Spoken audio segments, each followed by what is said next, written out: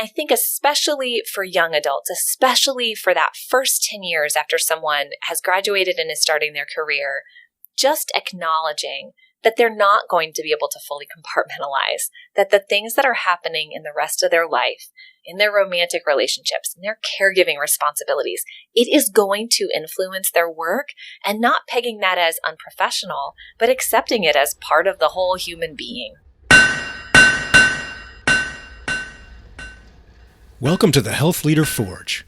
My name is Mark Bonica, and I'm an associate professor in the Department of Health Management and Policy at the University of New Hampshire. Today's guest is my colleague, Dr. Tyler Jamison, associate professor of Human Development and Family Studies here at the University of New Hampshire. Tyler is an expert in the field of young adult romantic relationships.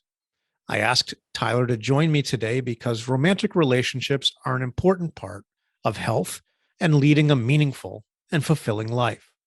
In this podcast, we talk about how Tyler came to study emerging adults and romantic relationships, what emerging adulthood is, and ultimately how leaders should understand that emerging adults have unique needs particular to their life stage. I hope you enjoy listening to Tyler's story, and if you find it valuable, won't you leave us feedback on iTunes, Stitcher, Spotify, or wherever you may be accessing this recording? It helps other people discover us. Thanks for listening. And here is Dr. Tyler Jamison. Welcome to the podcast, Tyler. Hi, thank you. You went to Miami University, which is actually in Ohio, not Florida. It is. Which is, I know I, like almost everybody else, I think, gets that mixed up. And you studied psychology with a minor in family relationships. So what brought you to Miami University, and why psychology? What were you thinking?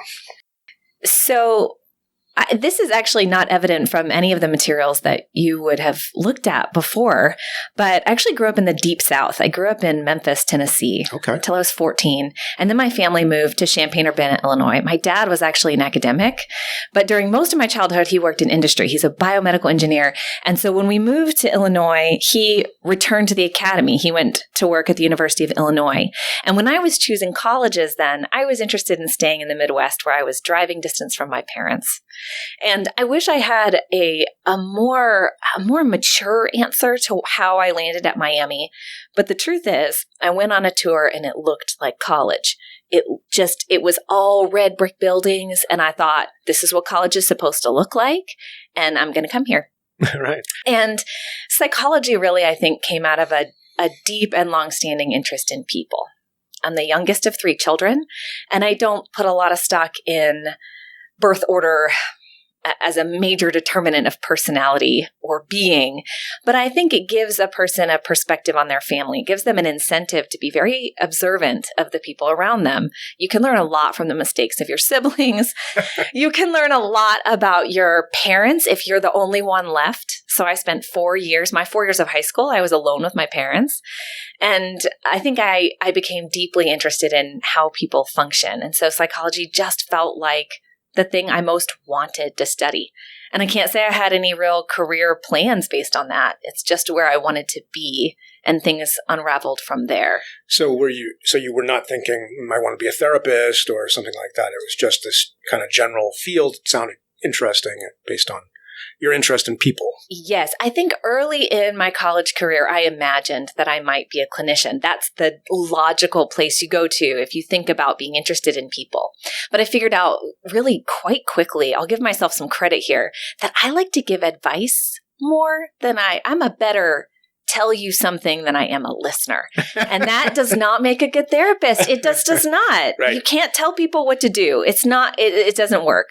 And so I figured out fairly quickly that I needed a career that was more geared toward either developing knowledge, teaching, right? I had a bit of a stroke of recognition. One day I was walking across campus, I was leaving class, and I thought, the classroom is a place that makes sense to me as a student, but it also, I think, might make sense to me in reverse. And I think that's one of the first times I really realized, this is something else I could do that fits me a little better than a clinical career, for example.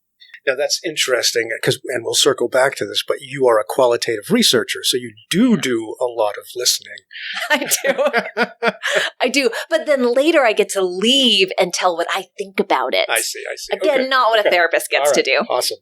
Now, you you graduated with a degree in psychology, but you also had a minor in family relationships. So, how did you discover this? Was that HDFS at Miami? It was. So, HDFS is something we consider to be a discovery major. Almost no students come to college knowing that our field exists. So, students that are interested in people land in sociology, they land in psychology, and sometimes they wander into one of our classes and realize, oh, this is a really nice combination of some of the things that I like to do. It's highly contextual. We really care about the developing person in the context of all the things going on around them.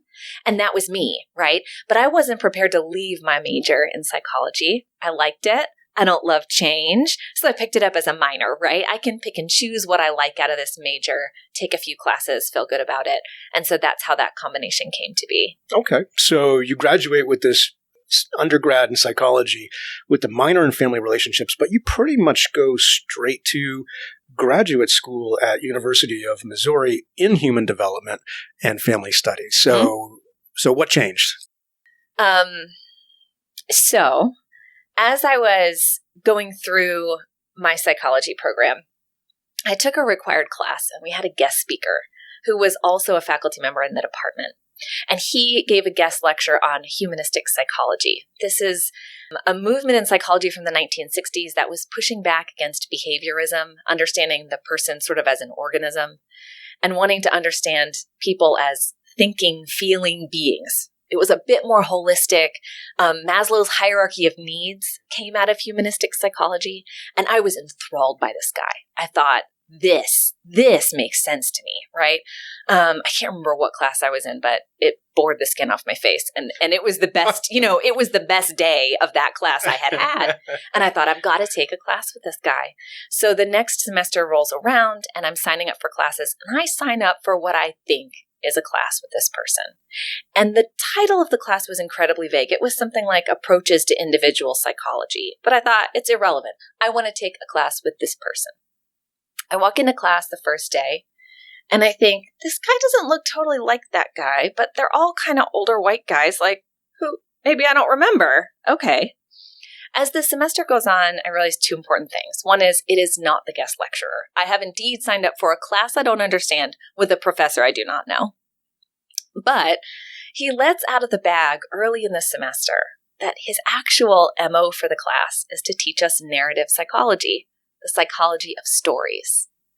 But that as a qualitative researcher, he could never get a syllabus approved by that department to teach narrative psychology to undergraduates. So he made up the vaguest course title ever, and then under the radar taught undergraduates essentially qualitative research. And this was a huge spark to me, right? This was everything I thought was interesting about people. This made sense to me for the first time. And so that is really what sparked me to start thinking about graduate school, to start thinking about myself in maybe a research career. I started attending a qualitative reading group that was being held, and it was the one psychology professor I had, a handful of graduate students in the department, and a professor an assistant professor from what at Miami was, I don't even remember the name of the department, but it was HDFS at Miami. And so that's how I got to know even a little bit more what research in HDFS looked like. So this is a long story to explain that those couple of professors suggested to me that I might have a skill set that made sense for graduate school.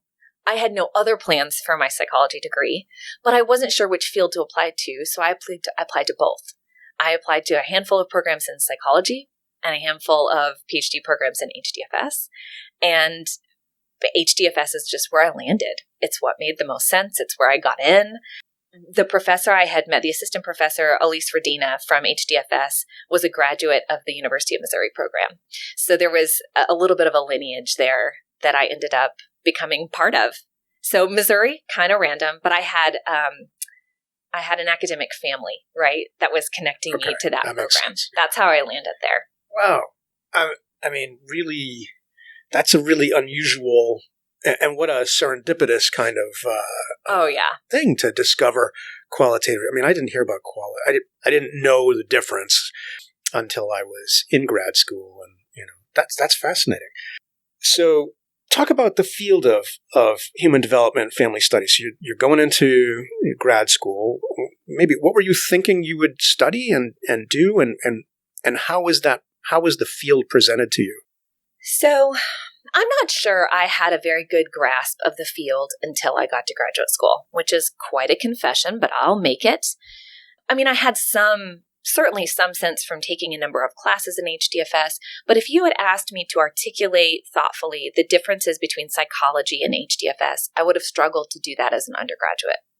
Once I got to graduate school, I started to realize that what HDFS was doing was bringing in much more consideration for both the people around a person, those closest to them. It was really focused on the study of close relationships, and it was also really focused on contextual factors in the environment, right? So how do we understand how your social identity, your race, your social class, your gender, how are those things all playing together to impact your relationships, to impact your development? So it's this beautiful marriage between the individual focus of psychology, which we take up as individual development, and sociology, which is talking about the social forces on folks. But its niche, like its little place where it lives, is it's also talking about relationships in a way that sociology doesn't, nor does psychology. I think that's what makes it special. What is the nature of our connections to others? How do we understand those in a really rigorous and specific way? How do people interact with each other? How do they build bonds with one another? That's why it ended up making a lot of sense. I kind of landed there by accident, but as someone who wanted to study romantic relationships, it ended up being a really, really good fit.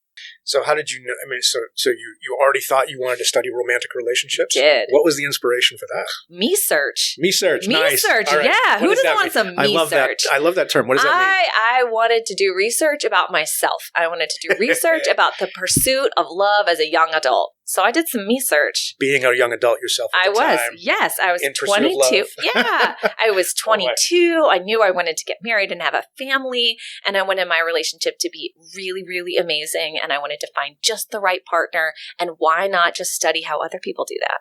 So again, like I would love to say I had some deeper or more, I would love to tell you I had some other motivation, but I did not. That's a great motivation. I love it. And the interesting thing is that I still sort of do me search, but now I'm no longer a young adult. So I'm having to grapple with. We all have to accept that fact. Right. We have to grapple with the fact that, I'm no longer who I study. And I think I'm okay with it. And so, that's how I landed there. But I got scooped up by two of the most prominent researchers in the field of divorce and remarriage. And by the time I got to them, they are Larry Gannon and Marilyn Coleman. They were actually married to each other and had made a stepfamily together. And so by the time I started studying with them, they really had moved away from divorce and were talking about stepfamilies. So doing a little me search on their own. Oh, for sure. We search, maybe. Yes, some we search for sure. For sure. But they were some of the, they were pioneers in that area of research. And also when I got there, they were really digging into qualitative research. So they taught me how to do. I knew I wanted to do qualitative research, and they taught me how to do it. That's cool. So, I mean, and that's I when I went to do my PhD, I was fairly clueless about my field, which was economics, and one of the things I didn't really know was how important it was to find a faculty mentor to ultimately build your committee on, because somebody's got to evaluate your research and bless your dissertation, right? So I was just like completely oblivious to that. So it's nice that you found that like right away. Oh, I think I was oblivious too. You were oblivious too. Nice. Yeah, no, all right, there's great. a lot of luck and chance in this early career development for me. Fantastic. A lot of just random strokes of things happening. They scooped me up, and I thought, great, glad you want to work with me. And they happen to be just really strong and very good teachers. Yeah. And was that because you expressed an early interest in qualitative? Because you were interested in the romantic relationships, which is tangential to divorce. I mean, it is. That's when it doesn't go well, right? So exactly. And, I think I was strategic enough. I had learned that qualitative was not always well accepted. Okay. I knew this. I mean, I had taken a class with a professor who couldn't teach it in the open. It was so salacious, right? Like, oh, I want to do this thing that people don't really like you to do. And so I knew well enough that when I was applying to graduate schools, I should say that I want to be a mixed method researcher. Okay. I knew. I couldn't come out and say I wanted to just do qualitative. So I had woven some story about wanting to do both.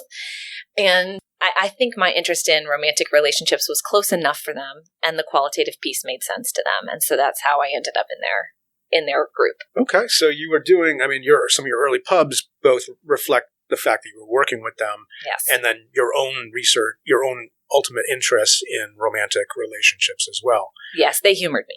They humored you. Nice. Well, that's awesome.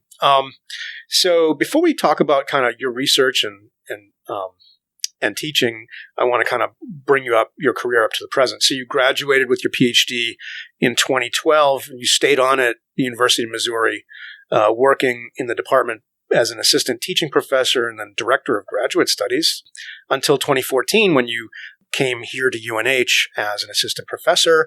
And just to kind of finish up that line, congratulations on tenure from last year, right? So that's awesome. What drew you to UNH? Because it's a long way from Missouri. Sure. So this is where my story really starts to get enmeshed with my family life, which you and I have talked about in other contexts. But I met my husband in my PhD program. So he also has a PhD in HDFS. He was actually assigned to shadow a class that I was teaching as a grad instructor. I was teaching intimate relationships and marriage, and he was assigned to observe my class so that he could teach it the following semester. And I had lots of side conversations with him as we did that class, but there was just no sense to me that I was interested in dating this person. And I can remember now, he would come up to me after class sometimes and say, I'm working at my other job, which he worked at a piano bar, a dueling piano bar at night. Does he play piano? No, he was the bouncer. Oh, he was the bouncer. Yeah. Oh, yes. Yes. That's very similar. And if you saw him, you would recognize, yes, he looks like a bouncer. Okay. And he would say, you should come by. And I'm thinking to myself, why would I come by? I was completely obtuse that he was attempting to get me out of the classroom and out into the world near him. Like, this was completely lost on me.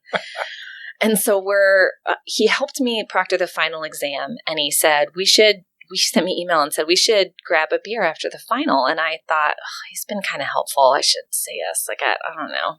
He's helped me with some things. I don't want to be a jerk about it. And so I said, sure. And then I realized that the final exam was at 9:30 in the morning or something. So it ended at like 10:45, Mark. And so we went out for this beer in the morning. Nice. It was the morning. Okay. And we were there all day. Drinking beer.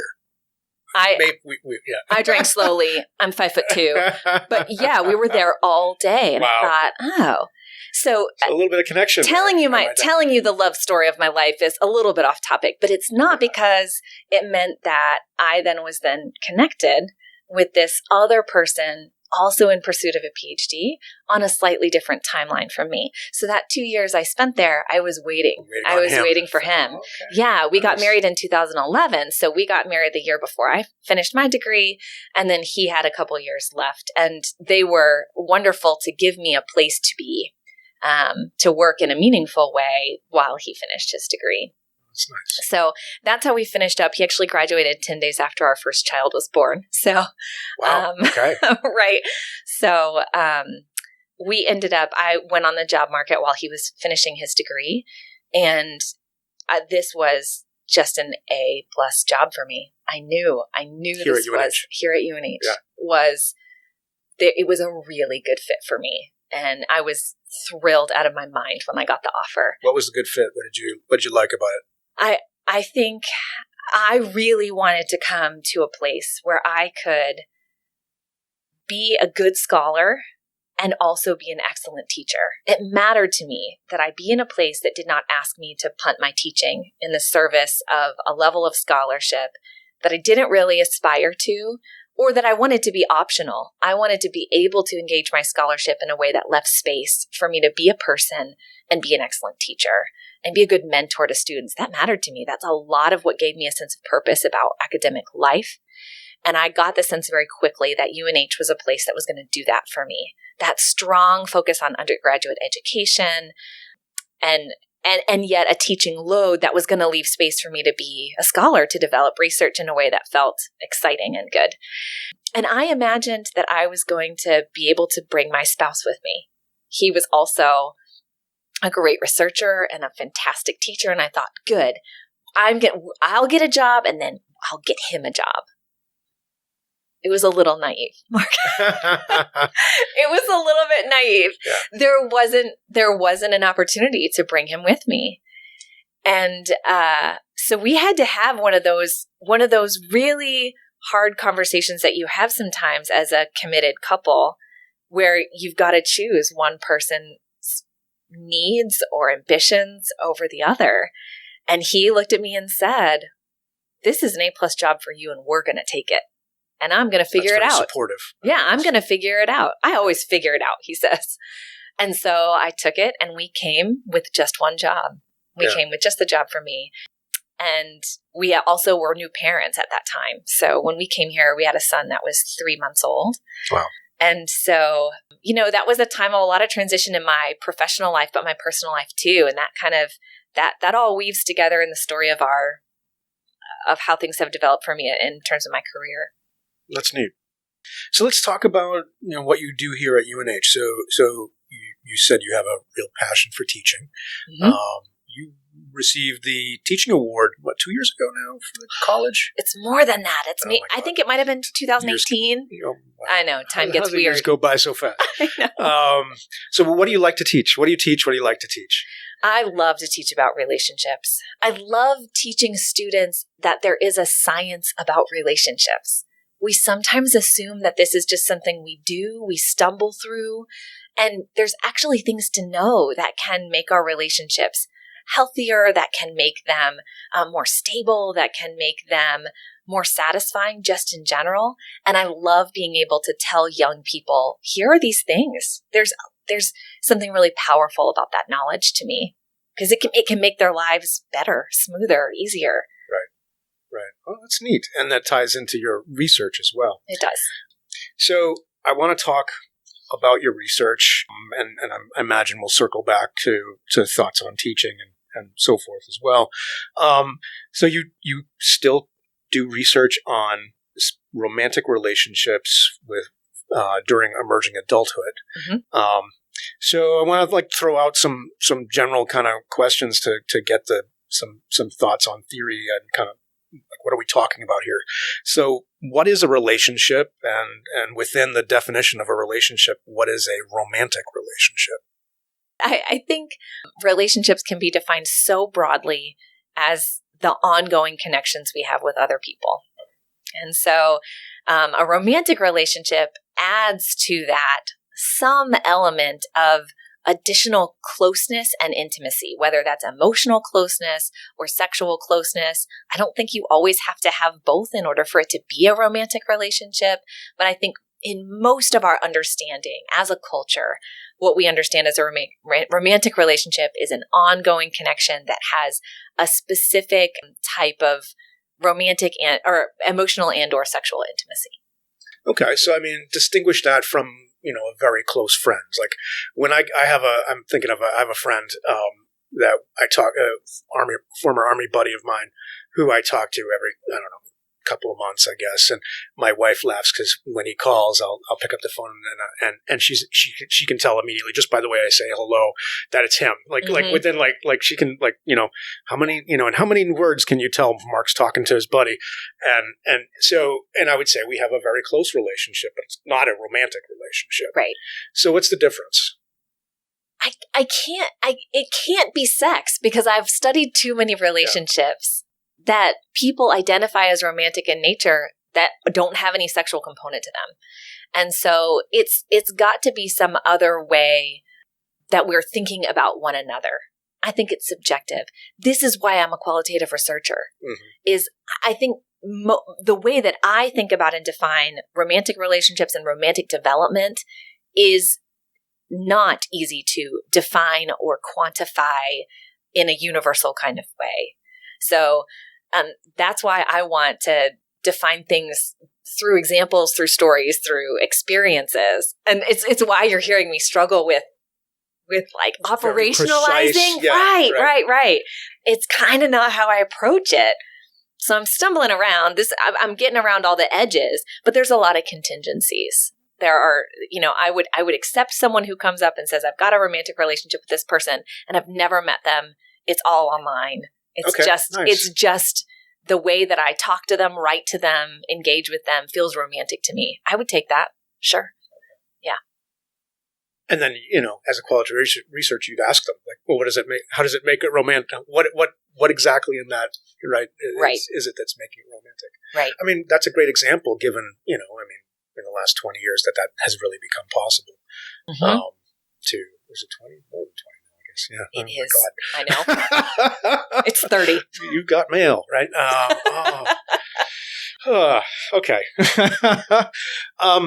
So romantic relationship, and we'll talk more about this, but you and I also have some common interest in emerging adulthood. I've done a fair amount of research on career development and transition from school to work. I've done it with our colleague Cindy Hartman. And so I want to talk a little. I want you to kind of define what is this idea of an emerging adult or emerging adulthood. So emerging adulthood is, I like to think of it as the transition to adulthood. That there's this period of time that people with a certain amount of privilege typically have a moratorium on adult responsibilities. They're not in caregiving roles. They're often not fully financially independent. Right? They've got some support that's in place there. They're really only responsible for themselves for a while. And that enables a lot of different things. It enables a little bit more identity development, a continuation of identity development that begins in adolescence. It provides them an opportunity to really explore in terms of career and romantic relationships. And I'm really interested in the intersection of those two things. I think they're not separate, the ways that we explore love and career. It also is a time when people tend to be very optimistic. There's a lot ahead of them. And they also tend to be pretty self-focused. This time is about me. It's about figuring out what I'm doing, who I want to be with, and who I want to be.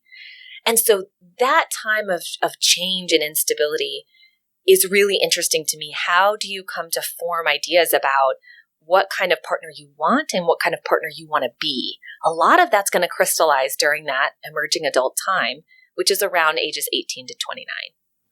Yeah, so historically, but today the literature now defines emerging adulthood as 18 to 29. Not that long ago, when it was first articulated, which this is not an old theory, I mean, this is like 20 years old. Yeah, it's 20 years old. This is actually accurate. 20 years yes, old. Yes, it is. So it was first articulated about in the early 2000s and has been developed since. And it was originally articulated as 18 to 25. It's now been extended to 29, which I think is interesting. Do you think the original conception was wrong? Do you think it's evolved? Has it changed has culture changed in 20 years such that that moratorium period is extending? I'm not sure that that moratorium has gotten longer. I think as we really operationalized and understood what was unique about emerging adulthood, we saw that having a a spouse, having a child. These are the off-ramps of emerging adulthood. Right. And most people in American culture are neither married nor parents before the age of 29. That differs greatly in terms of education level and socioeconomic status. I think we're going to talk about that too. Yeah. But for the people that are privileged enough to have that moratorium, they're likely not to be married, not to be partnering until their late 20s or early 30s, which is what makes sense about defining it that way to me.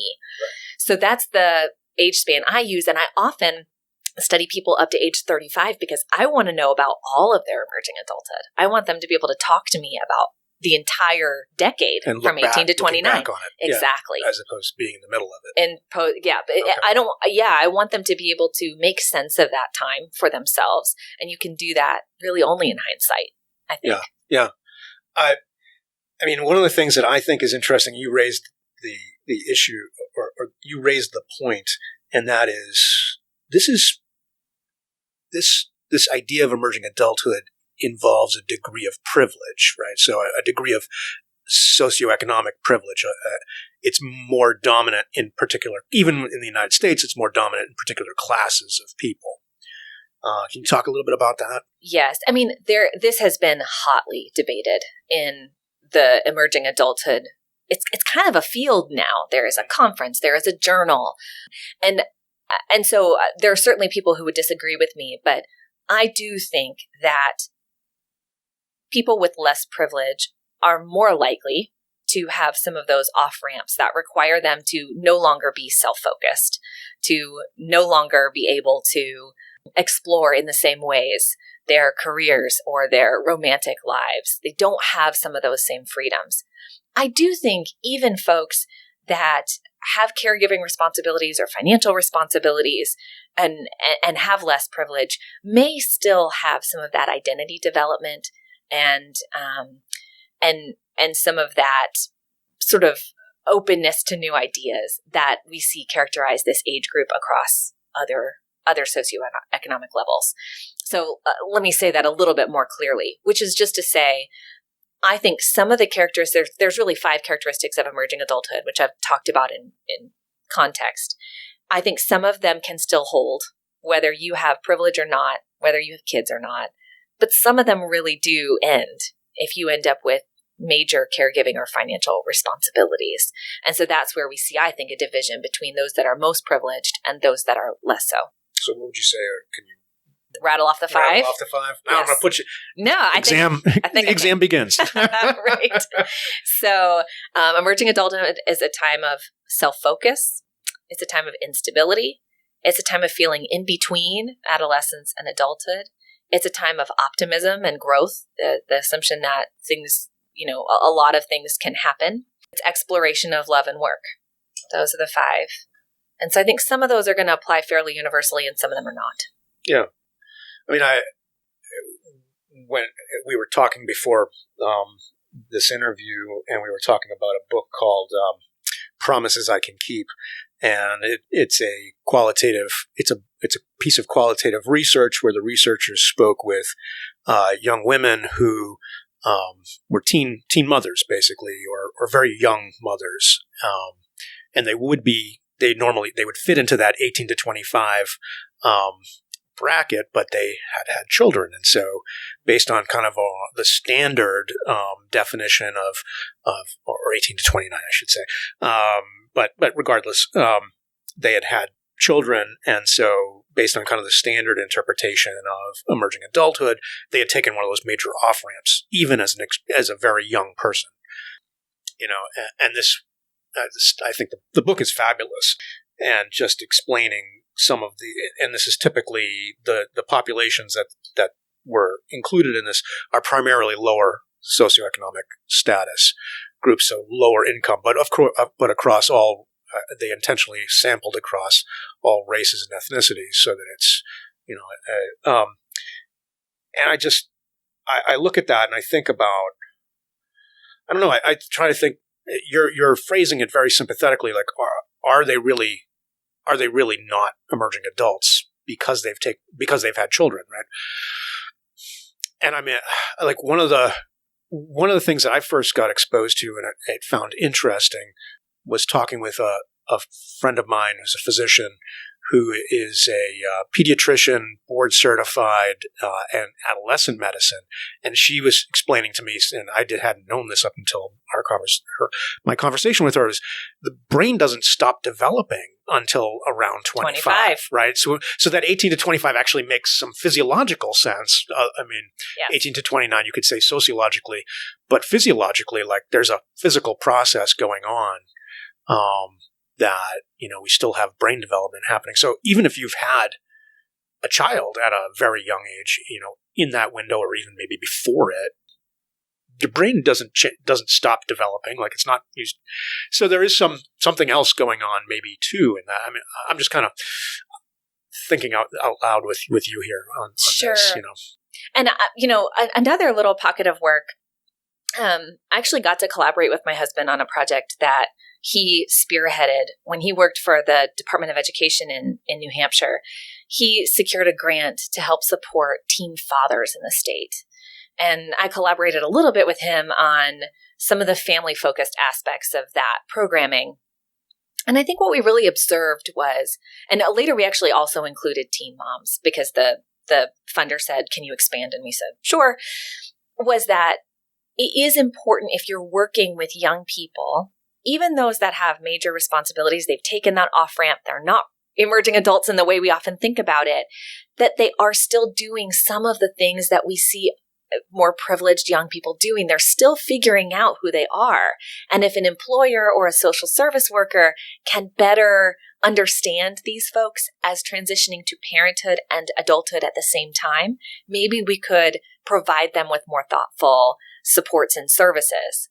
Because part of that is purely developmental. It's not necessarily, as you're saying, that brain development is going to be happening regardless of what someone's social age is based on their social roles. So I think that is something we observed. They're still working their stuff out about who they are, even if they're a parent. And I mean, I think the idea of adolescence is a relatively recent concept, right? I mean, it originates like the 40s or 50s. You know this field better than I do, but recognizing adolescence as a period of social development is my understanding a relatively recent phenomenon.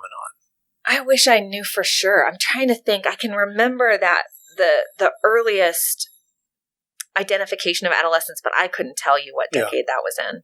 Even childhood as a separate new enough. Yeah. It's not part of all of our understanding of human development. Right. History. Today it's a common understanding. Yes. I'm just thinking like long historical arc. Yes. That being an adolescent and having this special developmental period between childhood, being a child, and being an adult is a relatively recent phenomenon. And then on top of that, we have this emerging adulthood idea that's literally only 20 years old. Right. That we not that it didn't exist necessarily, but that we are only talking about it as in our literature as a thing. But at the same time, I think looking at careers, right? So looking at are talking about careers, it's so much more necessary as we move into this knowledge economy where you have to build enormous human capital in order to be middle class or not, even in kind of the upper half of the population. You can't just graduate from high school and get a job at the mill or the factory and have a middle class life anymore. You have to build an enormous amount of human capital, and it has to, for it to be effective. And this is kind of more my area. I don't mean to hijack my own podcast. Go for it. Yeah, let's do it. No, I love it. But I think this fits in your research as well. Is you have to have the time to kind of figure out, going to those that exploration part of emerging adulthood is where am I a good fit? Like, am I supposed to go to medical school, or should I be or should I, which is that's a 10-year journey. 10 years plus journey, should I go into business? Should I become a teacher? Where do I fit? And all of those things require years beyond high school of training. And so this emerging adulthood idea to me strikes me as, and the fact that it's now extending to 29, it seems to me to say the economy that we live in developed Western economies requires so much more time to become a full adult. I don't know. What do you? I think you're right. I mean, not to just talk about my own life, but I did my master's in Peachtree about as fast as you can do them in a social science field. And I graduated when I was 28. So, it had taken me 10 years right. Post high school to land in with the degree I needed to do the job, much less get the job. And so, yeah, I do think that there's part of what creates the context within which emerging adult happens. And Jeff Arnett did a great TED Talk about this, is the changing economy, right? And the conditions of our economy that require a certain amount of education and skill in order to make a successful life, success defined mostly economically, which we know we could define in many ways. Sure. But yeah, it does matter. It does matter how long we need to train to get into a job that's going to sustain us. And I think, now coming back more in your realm or tying back to romantic relationships in this period is if you become a parent at a young age, it becomes so much harder to accumulate that human capital, to go to college, to explore possibilities when you're also trying to take care of a baby or a young child at home. For sure. And if you think about the time between when most Americans start some form of relationships during adolescence, certainly not all, but many. On average, we start during adolescence, but we don't get married until our late 20s or early 30s, which means there's a period of 10 or 15 years that people are partnering and unpartnering, coupling and uncoupling.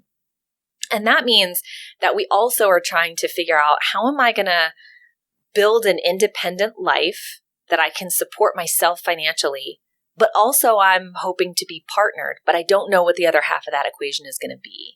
In a society where we expect that most couples are going to be composed of two earners, you have to be able to coordinate your career with someone else's in order to form a family that makes sense and meets everyone's needs. And so I think there's also this tension between, I need to be independent enough that I could support myself, but maybe I'm also in pursuit of a committed relationship that would maybe add some significant amount to the budget of my household.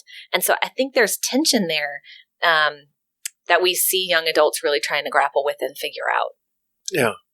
What's the average age of marriage now in the United States? I think it is 29 for men and 27 for women. Okay. Or 20, it might have gone up to 30 for men. It might be 28 and 30. It inches up. Once you've been a researcher for a while, you got to update yourself. Because what you remember to be the case is sometimes not true, but it's right up there in those late 20s. So it really fits the emerging adulthood model, like on average, right? It does. Yeah. It sure does. Yeah. I mean, so I will draw on my own personal experience. So my wife and I got married 3 weeks after we graduated college, at 22. And then we had our first child when we were 25. And I think what's interesting about my experience is we were an anomaly among our friends, even in the early 90s. We were an anomaly among our friends. But what's interesting, I think, is we were not an anomaly in the military community that we were embedded in. Mm-hmm. So I graduated from college and went straight into the Army. And easily half of my peers in the Army were married and as officers, and many of my enlisted soldiers that worked with me and for me, in particular ones who worked for me, were 18 or 19 or 20, and many of them were married. Mm-hmm. So it's interesting. It's interesting to see how. I don't know. I mean, I've always thought of it as economic stability maybe leads to that early matching. Do you have any thoughts on that, or have you seen any research on that? I think it's context also, okay. Right? So when we look at things like the region of the United States or rural, suburban, urban, where I grew up in the Deep South, it's really common for people to get married a little earlier in their 20s, maybe more toward their mid-20s. Okay. But if you look in a major metropolitan area, you're going to see people getting married much later. Yeah. So even your immediate social context, what's your proximity to people who are getting married relatively early or relatively a little later, it's going to influence some of your human behavior. And so what we see is there's actually different pockets of when people do things. And so the culture of the military, I'm pretty sure that military says we move wives, not girlfriends. Right. So there's some significant benefits, right, to being legally married that are going to be pull factors into marriage that people out in civilian life aren't going to have. And then then of course, like you said, context and, good point. The bulk of the military is made up of people from the South and the Midwest, not from New York City or Boston, right? I mean, like when I would meet somebody from New England, I'd be like, oh, right. Like, wait. So we draw from regions of the country that had an earlier. That's interesting. I hadn't really thought about that from that perspective, but definitely like when we made our decision to have our first child, it was kind of like, well, Nick and Tammy just had their first child, and Keith and Kathy are having their first child. Well, that was our community, right? So, yep, I think that has more influence than sometimes we realize. Who's around us? What are they doing? Yeah, there's definitely some conversation in my field about how you choose a partner, and really wanting to make sure that folks aren't just sitting down in the game of musical chairs, right? Everyone is sitting down. So I also sat down. I just also quickly sat down, with who I was dating right now. Yeah. And so making more intentional decisions and not letting inertia just kind of pull you along into marriage or parenthood.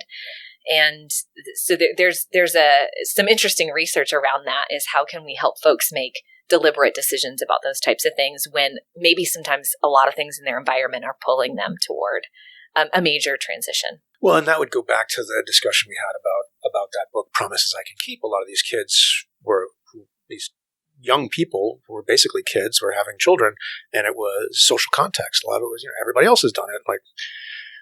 One of the things that, one of the authors of Promises I Can Keep went on to do another ethnographic study with a different co-author of fathers in low-income neighborhoods who had children outside of marriage, called Doing the Best I Can. And having looked at both of those books, one of the things that's really interesting and striking is that low-income couples are generally really delighted by the prospect of parenthood. In a life that can be a little bit difficult and where there are limited opportunities for advancement in career, being a parent is meaningful. That's a meaningful role in society. It's a meaningful, it gives a person's life purpose and direction. And so I think it's really important when we talk about lower income families or young families that there's great purpose and intention behind becoming a parent. There's a lot of joy and promise in it. And yes, we see that over time, sometimes there are some real stumbling blocks in being able to have a stable and prosperous life. But it comes from this place of hopefulness and optimism that a child brings to a family, to a person, to a community. And I think from that book, but also, observation, there's a lot more intergenerational support, and like grandmothers are much more involved in the care and raising of those children. Mm-hmm. And they've achieved a level of stability at that point. When maybe some of our colleagues are just having their first kid, they're having their grandkids, right? Right. And there's less mobility too. I mean, it's really interesting. I wrote a paper once about cohabitation transitions, how people move in and out with each other. Mm. And I ended up drawing on the housing instability literature and the residential mobility literature. And low-income individuals move way more often than people with more resources, but locally, right? They're going to move home to home in search of the best and most stable housing. Or sometimes they're pushed out of their housing because of eviction or because of problems with the actual structure of the home. They can no longer dwell there. Well, higher income people are mobile, but they're mobile in a much bigger geographic area, which means that they are moving away from their support system. Missouri to New Hampshire, for example. Exactly. Right. My parents live in Virginia. Right. My sister lives in Missouri. My brother lives in Georgia. We're all over the place because we had the resources to do so. And so it's interesting to look at how mobility operates in different social classes, and how that then relates to the social supports that are available to us. I find the social support's a really interesting piece of the decision-making process. Mm-hmm. Well, so I want to talk a little bit about some of your research. I looked at a few of your papers. I thought maybe we'd talk about a paper called Form and Function of Romantic Relationships you did with Sanner. And you talk about 4 types of relationship forms and how they have different purposes. I thought that was really interesting. The 4 forms that you talk about, and maybe you could expand on this a little bit, are romantic experimenting, hookups, casual dating, and committed relationships, and how each of these have like a purpose. So what does that mean? How do these different things have a purpose? Like, how does a hookup have a purpose? Yeah. I could definitely talk about that for a while. So what was interesting about this paper is I had collected individuals' relationship histories. So I sat down with a person and said, with a big paper timeline, I said, tell me every person you have ever been with in any way. This can be romantic, sexual, one, the other, both. Tell me. All of the people. And then we talked about each person. Well, actually, we charted it and talked about people as we charted it. And then this study really was looking at, we know people have this 10 to 15 years that they're partnering. I said that earlier. What are they doing with that time? What are they doing? And the form part of that paper, these 4 types, are kind of unsurprising. It was interesting to pull them from a different type of data, but these are things we knew, right? This was not new information. Yes, people casually date. Yes, people hook up. Yes, people have committed relationships. It was interesting to find, same things we thought were here. What was new about that study was figuring out that what people learned from being in these different situations. That we sometimes think of relationship forms as a hierarchy, where hookups are the most meaningless at the bottom, and committed relationships are the most meaningful at the top. We actually the more committed something is, the more we expect it's going to matter to you, the more we expect you're going to learn from it. And what we said is, take out that hierarchy and just assess what are the things that people are able to learn as they move through different types of partnering. How do they leverage their experiences with different people to help them hone their sense of what they want and what they need, and to give them, to help them develop in this one particular area of their life, their romantic development. So hookups are some of the most interesting examples in this paper, because we sort of went in assuming, I don't know what you would learn from that. Do you learn what kind of sex you like? Sometimes, but sometimes these were very meaningful experiences where they learned something fundamental about who they are, or they shared a brief and uncommitted but very intense connection with another person. And it was just formative. They could say, yes, at the end of the day, this was just sex, but it was sex that taught me something about how I want to relate to other people, or how I understand myself. And so I moved forward in a slightly different direction because of it. I think that's interesting and important and really difficult to access outside of asking people what all their stories are about their love lives. Yeah. So even though this was a brief thing, one night stand, maybe it was a pivot point of some sort for them in their development. Sometimes it was. Okay. And you include in romantic experimenting crushes. So talk about this phase. What is romantic experiencing, and what are crushes? From a technical perspective. All right, let's be probably all know. We will be super technical. It's interesting because all of this was retrospective. So I would talk to them about their current relationship. So of course that was in the moment, but everything else about the history was, tell me what you remember about this person. That was the prompt. Tell me what you remember about Joe. And they would tell me whatever they remember.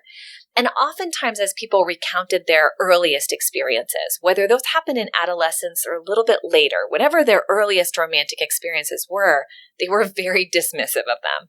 It was very dumb, but I definitely dated Tammy, and I think I just liked her hair color. There was these sort of, it was really nothing, but at the time it felt like something.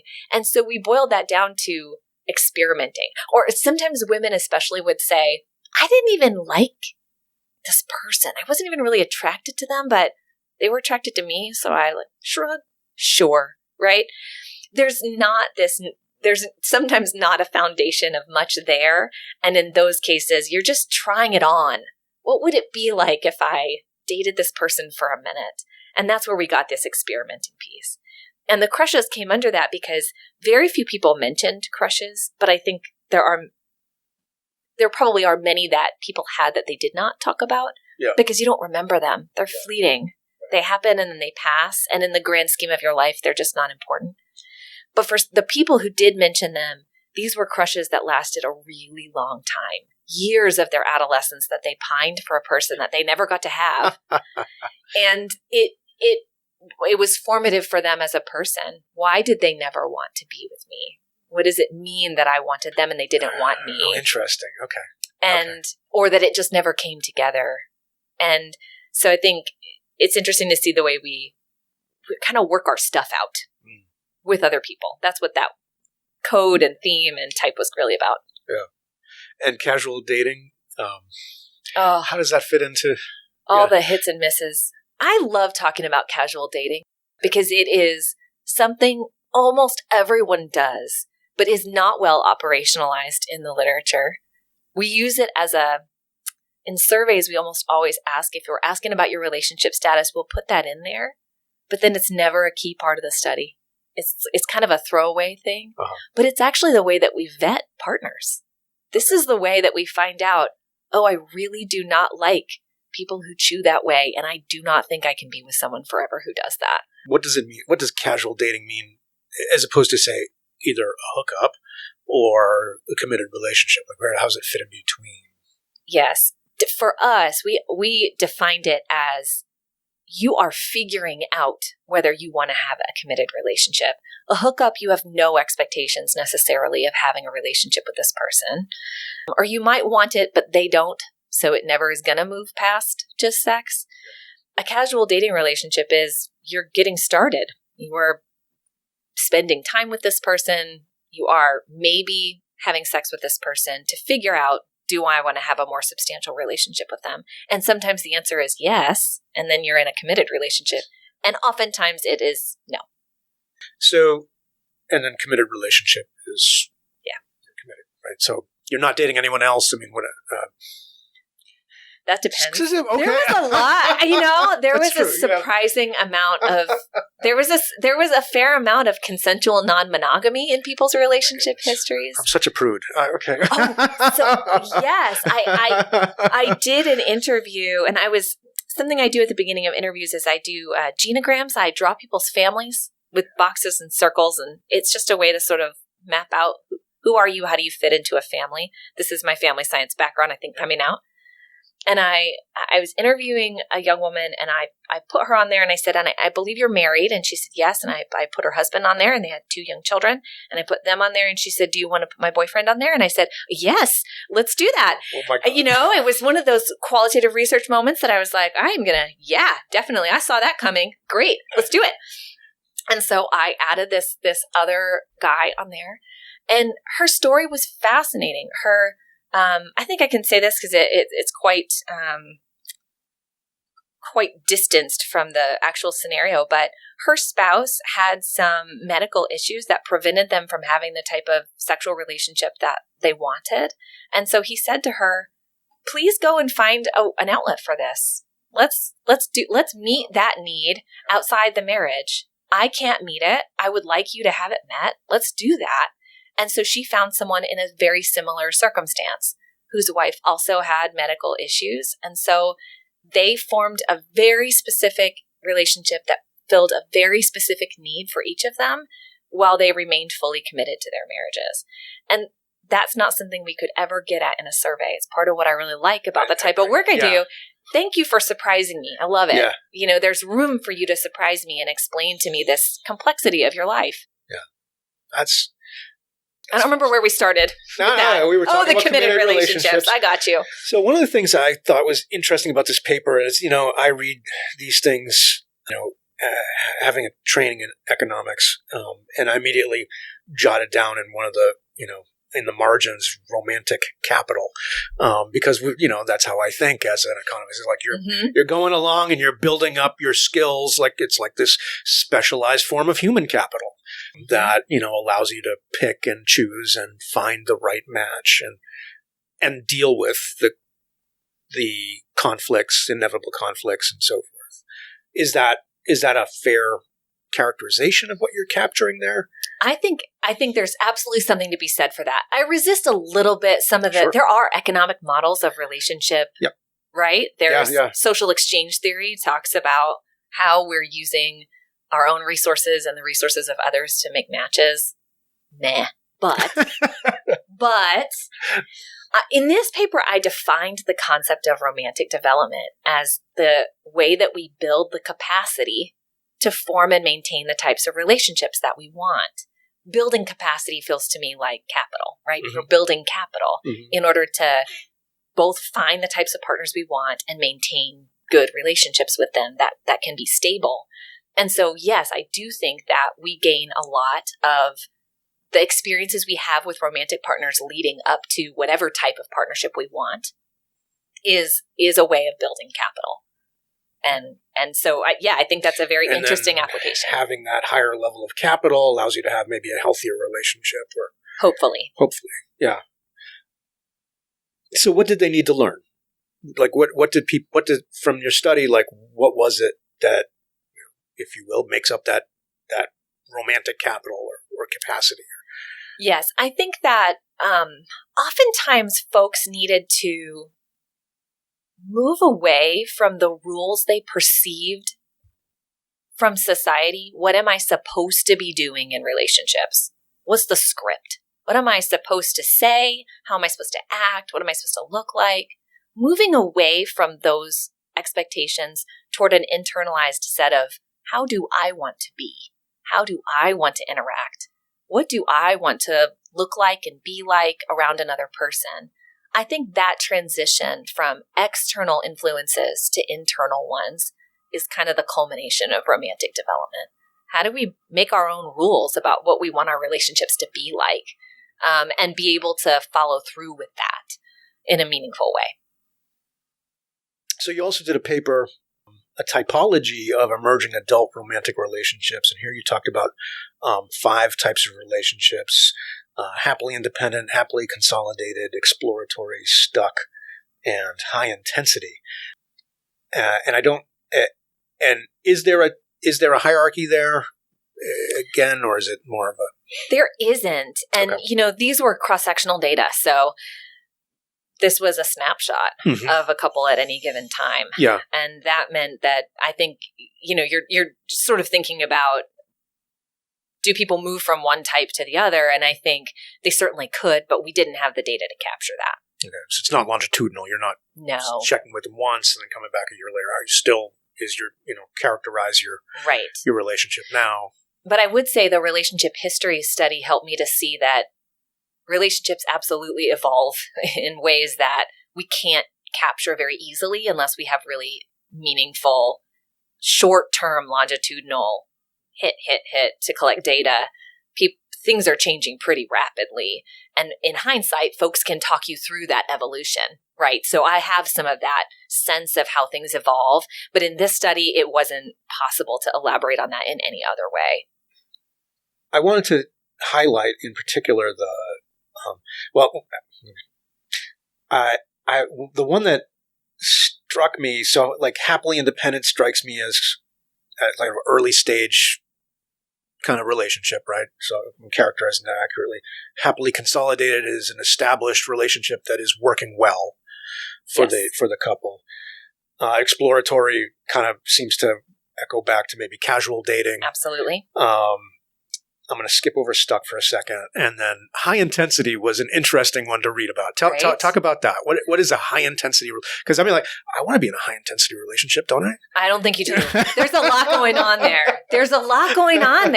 Right. The highs are high and the lows are low. It's kind of volatile. Okay. And there's some, it's a little bit old now, but there's some research that suggests that some couples are just kind of volatile and it totally works for them, right? If it's working for both people, that they have they just need a lot of drama. There's a lot. They need to put a lot out into the world when they have conflict, but they also have lots of positivity. This can be sustainable if it works for both people, but it's really tricky because the conflict part can't be contemptuous and ugly. You know, it can be a little loud maybe if that's your style, but it can't be mean. Otherwise, no amount of positivity is going to help you dig out of that. So I think what we were seeing with dating couples is they're working out. We have a lot of strong emotions toward one another, and it leads to a lot of big love and a lot of big insecurity and instability and all these other things. You mentioned contempt, and it just triggered a memory. I meant to look this up before we sat down. Are you familiar with, there's a psychologist, I think a parapsychologist that do observations of couples? Oh, yeah. Okay. The good old Gottmans. Gottmans, okay. Yeah. So yes. Talk about that for a second. Right. So in the 90s, John Gottman and some of his colleagues did a set of observational studies where they brought folks into a lab and they hooked them up to all kinds of physiological measures, heart rate, sweat, and they asked them to discuss an area of ongoing conflict. And then they coded for 4 things that they ended up identifying. They called them the 4 horsemen of the apocalypse. Sounds promising. And these are things that quite reliably predict whether a couple would be divorced 3 years later. And they include, this is another pop quiz, getting ready for teaching that class next semester. Sorry, I'm springing this one on you. Oh, it's okay. No, this is stuff I should know. Criticism, which is just telling someone what they're bad at. Contempt, which is purposefully making someone feel small, insignificant, stupid. It's usually sarcasm, like really negative sarcasm. It's not funny. It's pointed. It's meant to hurt you. This is the spoiler alert, this is the worst of the 4. Don't do that. There's stonewalling when people shut down, and there's defensiveness, where when this really is usually a response to criticism. Someone criticizes you, and you don't hear that well. You bounce it right back and say something maybe equally nasty to them. So these are the 4 things that kind of come up. In that. I'm trying to remember where we were talking about high intensity relationships, and you talked about contempt, and that triggered my thought on this. But contempt is like the determinant, or they found was if you showed a high degree of contempt, or this material more, then the relationship was basically doomed. You were really going to have a hard time staying married. And super interestingly, later they did more research about the health implications of the 4 horsemen, and women, especially in highly contemptuous relationships, had significant health complications. Their immune systems were not as effective. They were sick more often. So it can be said that really good marriages are very protective for people. They have really good at leading to positive mental and physical health outcomes. But bad marriages are very bad for people, particularly women. And we can actually see that demonstrated in their physical health. Above and beyond the many other variables that we might see that affect health, a really contemptuous marriage is going to be a big problem. I mean, and that's totally consistent with what we know about the effects of stress, long-term stress. Yes. And that goes back to my introductory comments about wellness versus health, right? Exactly. So, the importance of having, that's really, I like the way you phrase that a good marriage is a protective, like it's health protective. Like you're actually healthier if you're in a good supportive marriage. Yes. Yeah. So the last category was stuck, and I'm going to kind of use that to segue into this, another paper you did. So the typology you did with Beckmeyer also did a paper with Beckmeyer on called Feeling Stuck. Talk about stuckness in relationships. What is that? I loved working on this paper because it bubbled up in the most organic way from those data. I had these relationship history interviews, and it was just painfully evident that sometimes folks ended up in relationships that they stayed in too long, and they felt incredibly stuck in them. And so Dr. Beckmeyer and I work to sort of analyze, what does it mean to be stuck, and how do folks get stuck, and how do folks get unstuck? And what we really found was that feeling stuck was the sense of wanting to leave a relationship that the constraints felt a little bit too high to leave, or that looking back, you realize you stayed in too long. Those couple of things. And that really what the process that happened that got folks stuck is that they had early positive experiences in the relationship that made them want to stay. But then as the benefits went down and the costs kept going up, they kept imagining they could go back to the time when things were good, when the balance of positives versus negatives was more favorable.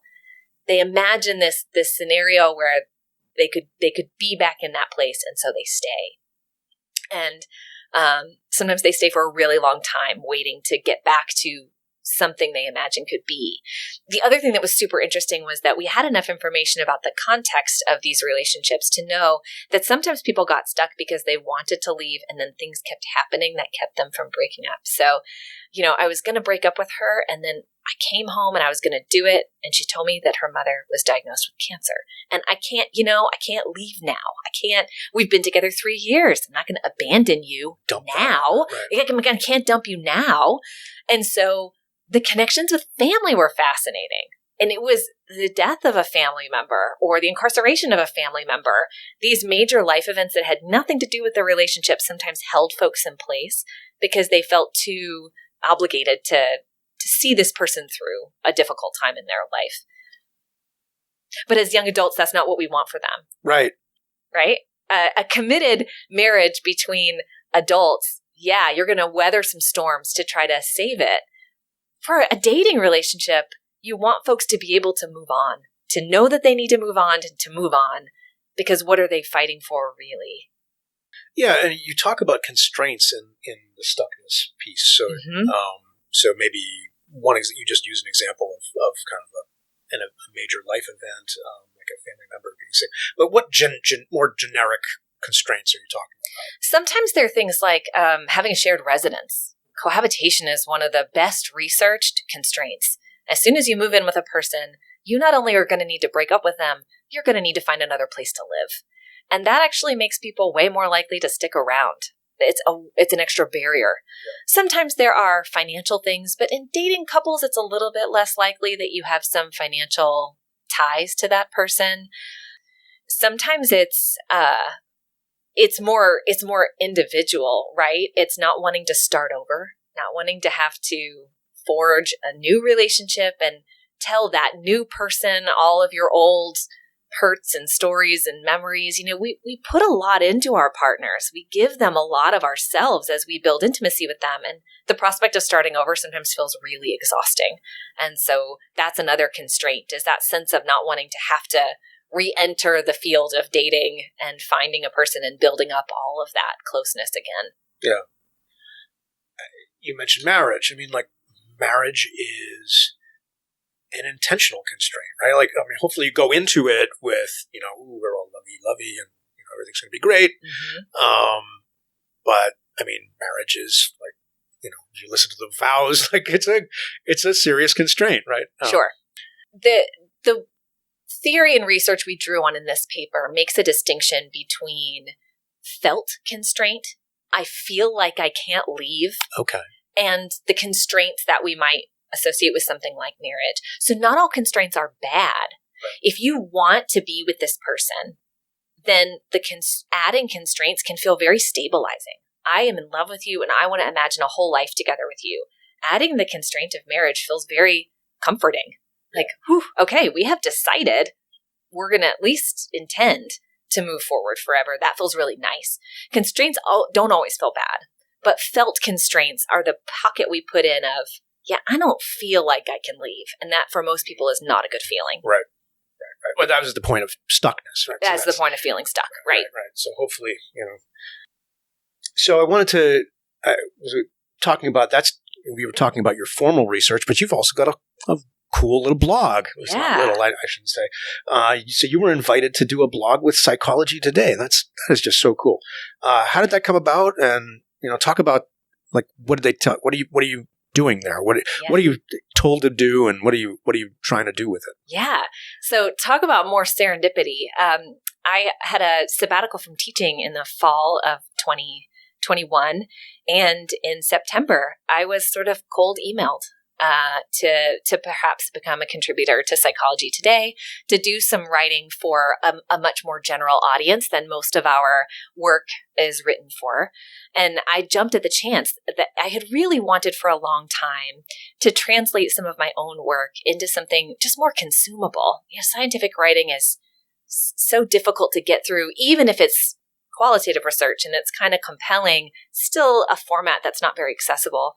And so it was a great platform for me to just start to take some of the ideas that I've learned and put them not just into language that is more accessible, but also into more practical applications, right? So it's not just, let me tell you about my study in a much shorter format. It's, what might you do with what I learned from this study? And that's been so much fun. It feels like being able to take the things I've learned and maybe help someone with it in a really nice way. Well, I'm going to put a link to the blog in the show notes here, but I read all your posts and I enjoyed them all. You're really good. Oh goodness, you're a really good writer, and I feel like you really do make the ideas very accessible. Three that I really enjoyed. One was "Who Says You Can't Choose Your Family." Really resonated with me and made me think about my Army life, like my Army career. So I was in the Army for 23 years. And, being from, my wife and I are both from up here in New England, and there are no Army bases in like the closest one is like in Buffalo or somewhere, it's like 8-hour drive from home. So really, like, we had to make like a family, like, we were having kids and, we were a young married couple far, far from home. And it was very much, you didn't necessarily get to choose. I mean, you could choose who you'd spend time with, but like these people who are around you may not have been the people you would have chosen to choose from. Mm-hmm.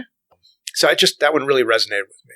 It's really fascinating that you picked this one, because it is the least read of all of these. I noticed that. I think it's funny that you looked. I did. Yeah. But, it was almost Thanksgiving and I felt so clever. I'm like, sometimes it can feel really burdensome to come up on a major holiday that's kind of family focused and to either not have good connections to your family or be very far away, or we were still very much in the thick of COVID. I suppose we still are. And so, let me write this piece about the power that we have to choose our family. And just no one read it. Oh. And it's been interesting to reflect on, okay, what is it about that topic that is just less resonant for some folks than some of the other things that I've written? One of the, my wife and I talk about like, what were our favorite assignments in our military career.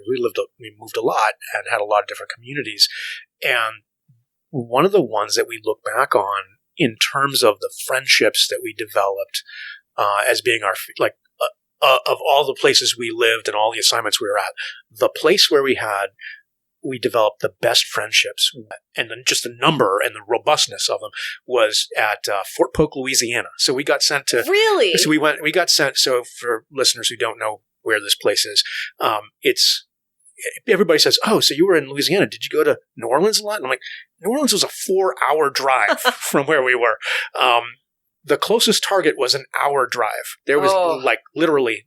There was a Walmart in town, and that was that's big, big shopping. New Englanders have a hard time with how spread out the rest of the country is. Absolutely, right. Yeah. Yeah. So this is, so we were very much an isolated rural community, and we lived on post, and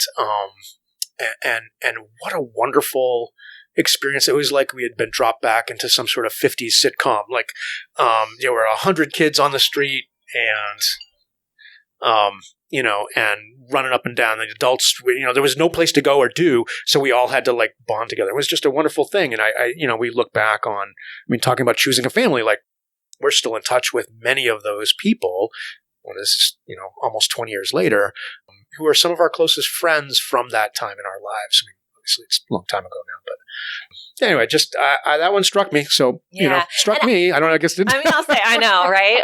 What is it about you, Mark? I don't know, a little weird. I think one of the things that I really like about that piece that might have gotten lost a little bit is we also are choosing our families when we choose our partners. And I think sometimes we spend a lot of time trying to heal the wounds of our families of origin. But we also have this incredible power to make a choice in the form of our partner to make a different type of family, or to try to make a family that's similar to the one that we had a really great experience in. And that's why studying romantic development in emerging adulthood feels important to me, is that we do have these opportunities to make choices that are going to build our lives in a positive direction. And if we know a few extra things about what makes that possible, we might make a different and better choice, right? Another one I really liked was you should stop looking for a soulmate.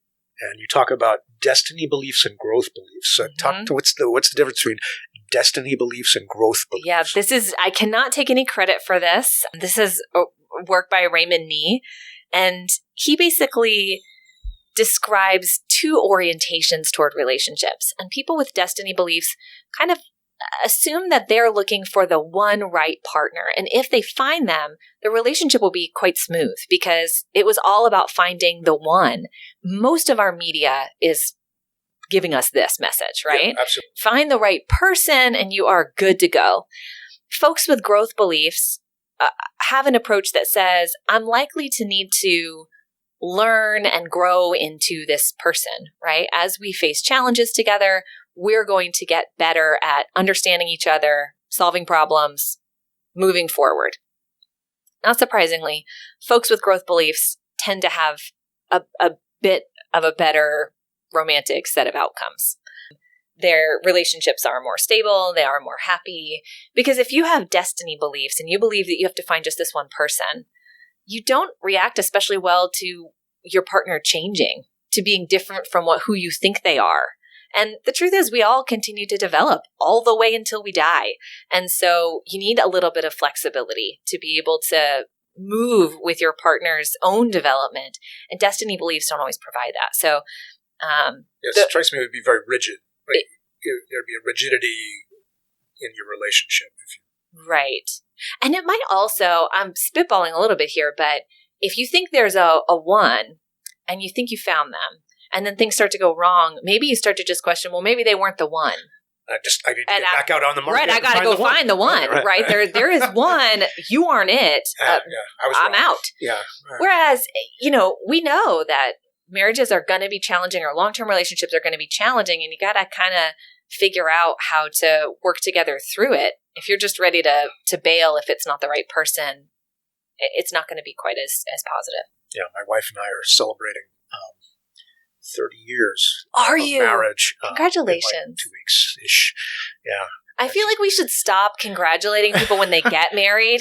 This is not very hard. And we should culturally really start cultivating the big congratulations for 10 and 20 and 30. These are the real accomplishments to stay. My wife deserves a prize for flexibility and all that. And then the last one I wanted to point out was why it's so important to know just how much a partner can annoy you. Now, why is it important to know that a partner can annoy you? It basically is saying everyone has annoying traits. Welcome to the club. We have t-shirts. Everyone is annoying. We all know this. Right. And so part of making good partner choices is choosing someone whose annoying traits are not that big of a deal to you. We know it is universal that people are going to have these things that they do that are not super ideal. But choosing someone whose annoying traits are really profoundly upsetting to you or affecting to you is going to make your relationship with them so much more of a slog. That if you pick things that you're like, chewing with your mouth open is really not that big a deal to me. It doesn't actually gross me out. It's fine. Yes, choose that set of things. So there's really two lessons there. One, yes, people are going to annoy you. you need to expect that. Anticipate that people are going to have traits you don't like that you have to figure out how to live with. And 2, be strategic about it. Try to choose a person whose traits are pretty palatable, even though you can objectively see, yeah, that would probably be annoying to some people, but it's not a big deal. That's nice. I mean, I hadn't thought about that, but it's like, what's the cost? Like every relationship is a balance of costs and benefits. Economist speaking here. Yes. And what you're saying is really like, and maybe it even goes back to that. What was it? The highly volatile relationship or the high intensity relationship, right? So they have very high costs and it sounds like very high highs and very low lows. And yes. Like maybe they should just pay attention. Like pick somebody who's not going to make you insane. Yes, maybe. Hit that middle ground. It'll be more sustainable for most people, right? I like that. For me, it would be probably things like financial. I'm so conservative, financially, and just somebody who wouldn't match with me on something like that would be a deal breaker. Like it would be a constant source of stress, conflict, and stress and anxiety. Yeah. Yes. So I wanted to kind of ask a couple of closing questions. And you've been doing research on emerging adults and romantic relationships. So I'm not going to feel bad saying this because you already said it. You're no longer an emerging adult. It's true. It's no longer me search. I mean, you're happily married. You've got kids. Like so. Do you think you'll stay with this field? Is this something that or do you think are you looking to maybe make a pivot to something else? I do think that I will always be doing research on young adults because I think there's just a lot. There's a lot going on there that's still worth investigating. And, I'm going to have that touch point working with students.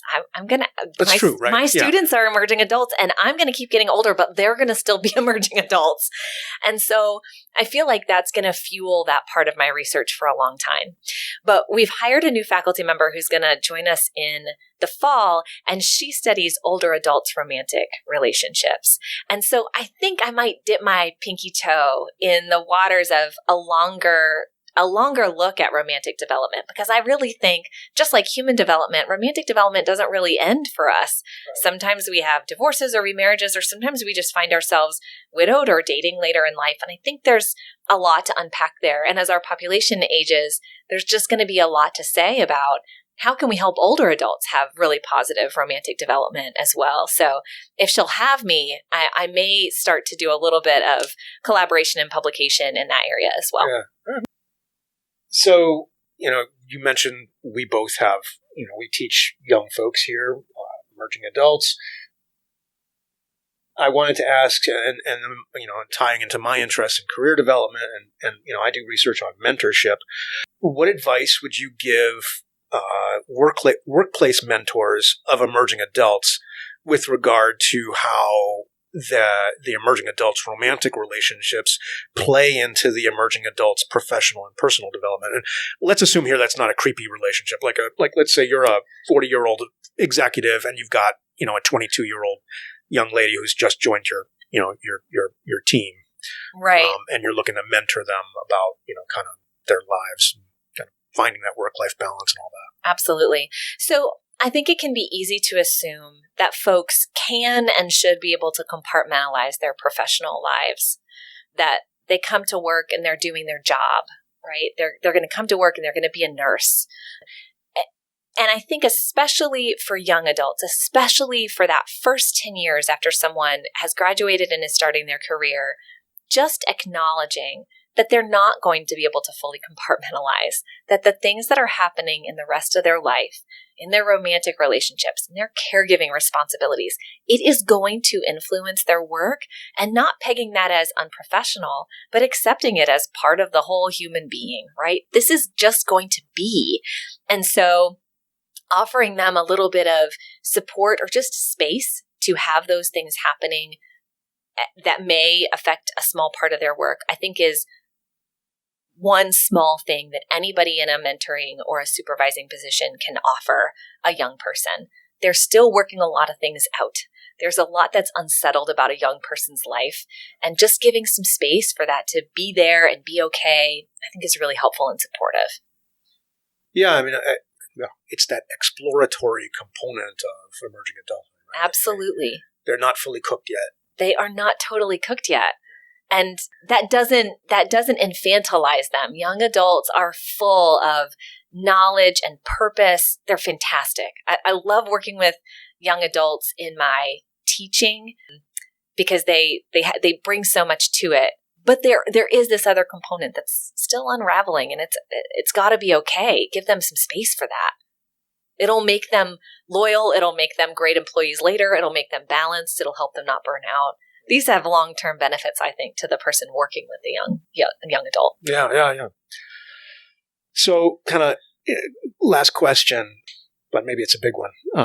We joked about me-search, doing research for yourself and your own growth. So what's the most important thing you've learned from your own research and study that you've applied to your own life or how you think about your own life? Sometimes when my husband and I have a conflict, this was really earlier in our relationship, we would look at each other and say, like, we study and teach other people this stuff. We know this stuff. We know how to do this. Let's do it. And so in many ways, the things that we teach and the things that we study have been part of my life for a long time. I use the things. They're helpful. I think the most important thing I've learned, however, is that a good romantic life is made up of many, many small choices. It's not just the big choice of pick a partner, decide whether to get married and when, decide whether to have kids and when. Those things are important, but the way that our relationships feel has so much to do with the very small decisions we make all day, every day. Am I going to greet you with warmth? Or am I going to just go about with what I'm doing? Am I going to respond to you with patience, or am I going to be snippy? Am I going to help you fold that basket of laundry, or am I going to quietly walk past you and go watch TV? Like, these are the choices that make our romantic lives, our relationships, strong or weaker, more satisfying or less satisfying. So the extent to which we can convince folks that it's all the small choices that matter the most, I think that's the most powerful tool we have for empowering people to have good romantic lives. Tyler, thank you so much for taking the time to talk with me today. Thank you for having me. This has been so fun. You've been listening to the Health Leader Forge. Please go to our website, healthleaderforge.org, for more information or to leave comments about today's podcast. Look for Health Leader Forge podcasts on iTunes, Stitcher, SoundCloud, and other podcast distribution sites. Thanks for being a part of the Health Leader Forge community, and we'll talk with you again soon.